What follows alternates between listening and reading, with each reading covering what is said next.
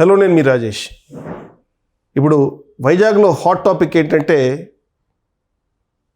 450 కోట్లు పెట్టి ఈ మధ్య గత ప్రభుత్వం, జగన్మోహన్ రెడ్డి గారి ప్రభుత్వం ఒక పెద్ద ప్యాలెస్ కట్టింది రిషికొండలో. ఆ రిషికొండ ప్యాలెస్ని రీసెంట్గా చంద్రబాబు నాయుడు గారు విజిట్ చేసి ఆయనే ఆశ్చర్యపోయారు. అసలు ఆ ప్యాలెస్ని ఏం చేయాలో అర్థం కాలే పరిస్థితుల్లో ఆయన ఉన్నారు. అసలు ఏం చేయాలి, దాన్ని ఎట్లా వాడుకోవాలి ఏందనే దానిపై కన్ఫ్యూజన్లో ఉన్నారు. ఇప్పుడు లేటెస్ట్గా అది అమెరికన్ ఎంబసీకి ఇచ్చే ఛాన్స్ ఉందనే ఒక వార్తలు అయితే వస్తున్నాయి. అసలు ఏంటి, అసలు ఏం చేయబోతున్నారు, అసలు ఆ నిర్మాణం కాస్ట్ ఎంత, దాన్ని అసలు ఎందుకు నిర్మించారనే దానిపై పూర్తి సమాచారం మనతో అందించడానికి సీనియర్ రాజకీయ విశ్లేషకులు జగదేవ్ గారు మనతో ఉన్నారు. ఆయన అడిగి మరి అన్ని విషయాలు తెలుసుకుందాం. నమస్తే జగదేవ్ గారు. నమస్తే అండి. ఇప్పుడు రిషికొండ ప్యాలెస్ అనేది పెద్ద హాట్ టాపిక్ అయిపోయింది. తలనొప్పిగా మారింది అనుకోవచ్చు ఒక రకంగా. ఎందుకంటే అన్ని వేల కోట్లు పెట్టి కట్టిన ప్రాజెక్టు మన రీసెంట్గా ముఖ్యమంత్రి గారు కూడా విజిట్ చేస్తే ఆయన కళ్ళు చెదిరిపోయినాయి. అసలు ఏంటిది, అసలు ఏం చేయాలి, దీన్ని ఎట్లా వాడుకోవాలి, దేనికి వాడాలి అనే దానిపై ఆయన పెద్ద కన్ఫ్యూజన్లో పడిపోయారు. ఇప్పుడు రీసెంట్గా మనకు వస్తున్న వార్తల ప్రకారం దాన్ని యుఎస్ ఎంబసీకి ఇచ్చే ఛాన్సెస్ ఉన్నాయి అన్నట్లు ఒక వార్తలు అయితే వస్తున్నాయి. అది దీన్ని ఏ రకంగా చూడొచ్చు, మనం ఎట్లా విశ్లేషించవచ్చు దీన్ని? మొదటిది, ఈ ఋషికొండ ప్యాలెస్ నిజంగా మ్యాన్షన్ అనాలేమో, అంటే రాజభవంతులు ఎలా ఉంటాయో ఒకప్పుడు ఆ మాదిరిగా మొత్తం బీభత్సంగా కట్టారు. దానికి రీసెంట్గా ఇప్పుడు అసెంబ్లీలు కూడా, శాసన మండలిలు కూడా చర్చోపచర్చలు, వాగ్యుద్ధం జరుగుతుంది. అంటే ఒక స్క్వేర్ ఫీట్కి 26,000 వెచ్చించారట. 26,000 రూపాయలు. ఇంకా చిన్న చితకా పనులు ఉన్నాయి. అదే కాకుండా నేషనల్ మీడియాలో కూడా వచ్చింది ఏంటంటే, ఒక బాత్ టబ్కే 3.5 లక్షలు వాడారని, ఒక వెస్ట్రన్ కమోడ్కే అదంతే 1,50,000 అంతా వాడారు. బాత్ టబ్ 13 లక్షలు ఏదో సంథింగ్, అన్ని ల్యాక్స్లోనే. సో అంత విలాసంగా, అంటే ఒక బాత్ టబ్ కూడా ఒక పెద్ద హాలు, అంటే సామాన్యుడు కాదు, నిజంగా లావిష్గా విల్లా కట్టుకున్నాడు హాల్ కూడా అంత ఉండదేమో. అంత హాల్లో ఒక కార్నర్లో బాత్ టబ్ ఉంది. ఒకవేళ కట్టుకుంటే మీరు మనం అనుకున్నట్లు రిలయన్స్ అంబానీ లాంటి వాళ్ళు కట్టుకుంటారు, వాళ్ళు సొంత డబ్బులు వాళ్ళు ఉన్నాయి కాబట్టి, టాటా వాళ్ళు కట్టుకుంటారేమో అంతే. కానీ ఇక్కడ ప్రజాధనం కదా, ఇది ప్రజాధనంతో కట్టింది కదా. వాళ్ళు ప్రజాధనంతో ఈ రకంగా కట్టడం అనేది మొదటిసారి. సో దాని మీద అసలు చాలా జరిగాయి. వాళ్ళు 3 రాజధానులు అని చెప్పి డ్రాగ్ చేశారు. తర్వాత రాజధాని అక్కడ భవంత్ అయిపోతే ముఖ్యమంత్రి జగన్మోహన్ రెడ్డి గారు ఉండడం కోసమే కట్టారు అప్పుడు ముఖ్యమంత్రి అన్నట్టుగా కూడా వార్తలు వచ్చాయి. ఎట్టకేలకు వాళ్ళ ఓవర్ యాక్షన్ అవనండి, ఏదవనివ్వండి, అరాచకం అవనండి, ఇంక వాళ్ళనే దింపేసింది. ఇప్పుడు దాన్ని ఏం చేయాలి? మీరు అన్నట్టు ముఖ్యమంత్రి గారు చూశారు, మంత్రులు కూడా వెళ్ళారు, ఒక్కొక్కరు నోటు మీద వేలేసుకున్నారంట. అబ్బా ఏంటిది, అది చూసారా, సోషల్ మీడియా ట్రోల్స్ అవుతుండే, ఏంది ఇది, నేను ఎప్పుడు చూడలే అన్నట్టు.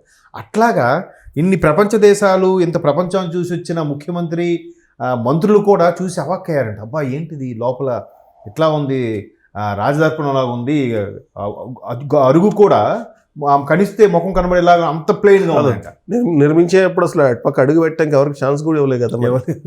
అఫ్కోర్స్ ఆ రోడ్ అంతా బారికేడ్లు పెట్టేసి ఆపేశారు. సో ఇప్పుడు అమెరికన్ ఎంబసీగా దాన్ని మార్చితే బాగుంటుంది అనేది ఒక ప్రపోజల్. రీసెంట్గా మన మంత్రి లోకేష్ గారు అమెరికా వెళ్ళినప్పుడు పెట్టుబడుల కోసం అక్కడ ఉండే తెలుగు వాళ్ళతో కలవడం, మాట్లాడడం, వాళ్ళతో మీటింగ్ పెట్టడం, అలాగే చాలా కంపెనీలతో, ప్రముఖులతో మాట్లాడడం. ఇట్లా మాట్లాడినప్పుడు అక్కడ మ్యాక్సిమం ఎవరెవరైతే తెలుగువారు కలిశారో వాళ్ళందరితో చర్చిస్తే అర్థమైంది ఏంటంటే, మొత్తం ఇండియా నుంచి వెళ్ళే ఒక 100 మంది విద్యార్థులుగా తీసుకుంటే ఎగ్జాంపుల్కి, అందులో 76 మంది తెలుగువారే ఉంటున్నారంట. 100 మందిలో 76 మంది తెలుగువారు.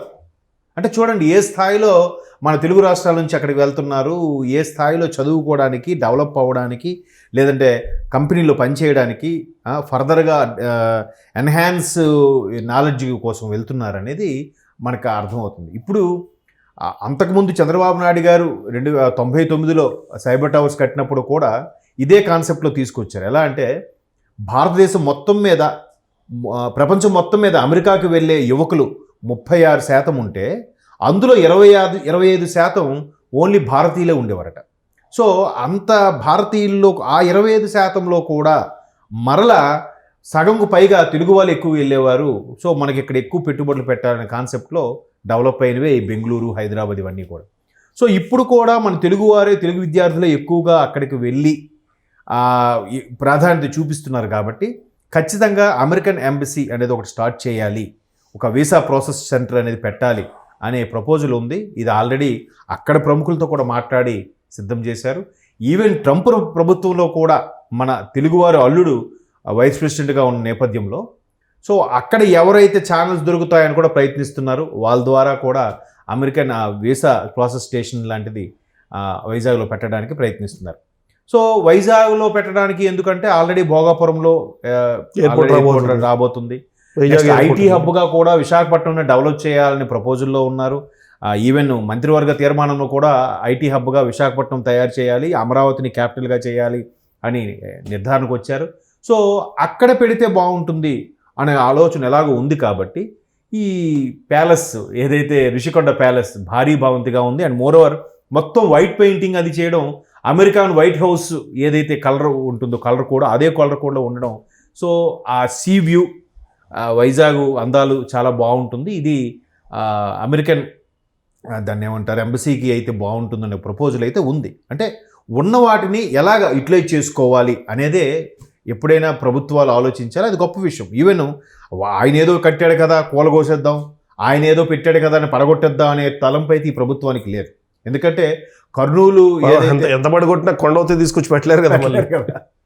అంటే ఈ దుర్మార్పు ఆలోచన అనమాట. అప్పుడు చూసారు ప్రజావేదిక కూల్చేశారు, అది కూడా ప్రజాధనమే కదా. సో అది ఉంటే దాన్ని ఇంకో రకంగా వాడుకోవచ్చు కదా. అక్కడ ఉన్న సెక్యూరిటీ వాళ్ళకో లేదంటే సెక్రటరియట్ ఎంప్లాయీస్ ఉండడానికో లేదంటే ఈయనకు ఒక సెక్యూరిటీ ఎక్కువ కదా, అందరికీ ఒక 20 మంది ఉంటే ఈయనకి 30 మంది 50 మంది ఉండేవారు. సో వీళ్ళందరూ అక్కడ స్టే చేయడానికైనా పనికి వచ్చేదిగా ప్రజావేదిక, దాన్ని అనవసరంగా కూల్చేశారుగా. సో ఇప్పుడు బాబు గారు ఏం చేస్తున్నారు, కర్నూలు ఏదైతే ఆయన జ్యుడిషియల్ క్యాపిటల్ అన్నాడో సరే హైకోర్టు కర్నూలులో పెడితే ఎలా ఉంటుందని కూడా నిన్న చర్చలో ఈ రోజు కూడా చర్చ నడిచింది. హైకోర్టు పెంచి పెట్టాలని ఒక తీర్మానం కూడా చేశారు. కేబినెట్ లో తీర్మానం అయింది. ఈ రోజు బిల్ పెట్టారు. అంటే ఉన్నదాన్ని యూటిలైజ్ చేసుకోవడం ఎలాగా. సరే దాన్ని ఏమంటే డెవలపింగ్ బైఫర్కేషన్లో భాగంగా క్యాపిటల్ ఒక దగ్గర, ఐటీ క్యాపిటల్ అని ఒక దగ్గర, లేదంటే కమర్షియల్ క్యాపిటల్ అని ఒక దగ్గర, జ్యుడిషియల్ క్యాపిటల్ ఒక దగ్గర బైఫర్కేట్ చేయడం వల్ల రాష్ట్రం నలువైపులా కూడా డెవలప్ చెందుతుంది. ఒక్కసారి ఆ డెవలప్ అయిన తర్వాత వాటి మధ్యలో ఎక్స్ప్రెస్ హైవేలు కానీ పడాయంటే ఇంకా అద్భుతంగా ఉంటుంది. ప్రతి ఒక్కరు కూడా ఆ ఫలాలు అందుతాయి. అది బాబు గారి యొక్క విజన్. ఈయన అసలు ఉన్నది పడగొట్టేసి ఎన్టీఆర్ యూనివర్సిటీని తీసి వైఎస్ఆర్ యూనివర్సిటీని పెట్టేసి అవసరమా? ఉన్నది సరే ఎవరైతేనే ఆ గత ప్రభుత్వం చేసింది దాన్ని ఎలా సద్వినియోగం చేసుకోవాలి, దాన్ని మిస్యూజ్ అవ్వకుండా ప్రజలకు మరలా ఎలా అందించాలనేది ఆలోచించాలి. అంతేగాని ఊరికే కక్ష కట్టడం వల్ల వాళ్ళకే కాదు ప్రజలు నష్టపోతున్నారు, రాష్ట్రం నష్టపోయింది. 10 ఏళ్ళు కాదు 20 ఏళ్ళు వెనక్కి వెళ్ళిపోయింది. ఎంత ప్రజాధనం. ఒక వ్యక్తి మీద నువ్వు టార్గెట్ పెట్టుకుని రాష్ట్రాన్ని నాశనం చేసావు. కేవలం పోనీ అది కూడా ఏంటి, నీ ఆస్తులు తీసుకున్నాడా లేదంటే ఫ్యాక్షనిజం గొడవలు ఉన్నాయా, ఏమున్నాయండి? కేవలం ఆయన టార్గెట్ చేసి ఆయన అనాలి, ఆయన అరెస్ట్ చేయాలి అనే ఉద్దేశంలో అంతటిని సర్వనాశనం చేసేసేలా పరిస్థితి వచ్చింది. ఇంకా అటు వెళ్తే మళ్ళీ మూడ్ ఆఫ్ అయిపోతుంది ఎవరికైనా సరే.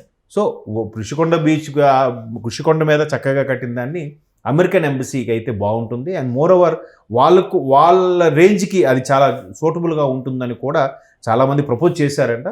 ఇంకా మంత్రివర్గంలో తీర్మానం తీసుకుంటే ఆ ఎంబసీ కానీ వచ్చేలా ఏర్పాట్లు కూడా చేసుకుంటారు నెక్స్ట్ ఫర్దర్గా.